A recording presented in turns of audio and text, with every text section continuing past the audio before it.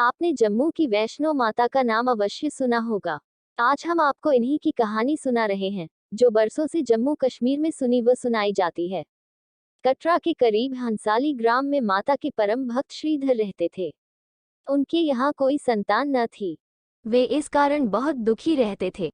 एक दिन उन्होंने नवरात्रि पूजन के लिए कुंवारी कन्याओं को बुलवाया। माँ वैष्णो कन्या वेश में उन्हीं के बीच आ बैठी। अन्य कन्याएं तो चली गईं, किंतु माँ वैष्णो नहीं गईं। वह श्रीधर से बोली, सबको अपने घर भंडारे का निमंत्रण दे आओ। श्रीधर ने उस दिव्य कन्या की बात मान ली और आसपास के गांवों में भंडारे का संदेश पहुंचा दिया। लौटते समय गोरखनाथ व भैरवनाथ जी को भी उनके चेलों सहित नेता दे दिया। सभी अतिथि हैरान थे कि आखिर कौन सी कन्या है जो इतने सारे लोगों को भोजन करवाना चाहती है। श्रीधर की कुटिया में बहुत से लोग बैठ गए। दिव्य कन्या ने एक विचित्र पात्र से भोजन परोसना आरंभ किया। जब कन्या भैरवनाथ के पास पहुंची तो वह बोले, मुझे तो मांस व मदिरा चाहिए। ब्राह्मण के भंडारे में ये सब नहीं मिलता।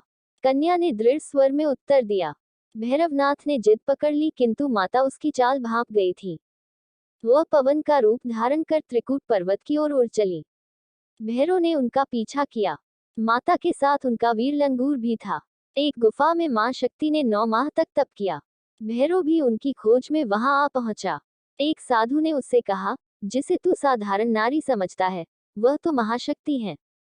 भैरव ने साधु की बात अनसुनी कर दी। माता गुफा की दूसरी ओर से मार्ग बनाकर बाहर निकल गईं। वह गुफा आज भी गर्भजून के नाम से जानी जाती है।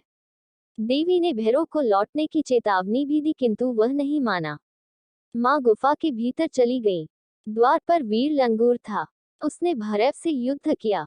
जब वीर लंगूर निढाल होने लगा तो माता वैष्णो ने चंडी का रूप धारण किया और भैरव का वध कर दिया। भैरव का सिर भैरव घाटी में जा गिरा।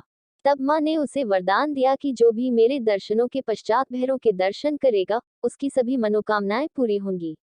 आज भी प्रतिवर्ष लाखों श्रद्धालु माता वैष्णो के दर्शन करने आते हैं। गुफा में माता पिंडी रूप में विराजमान है।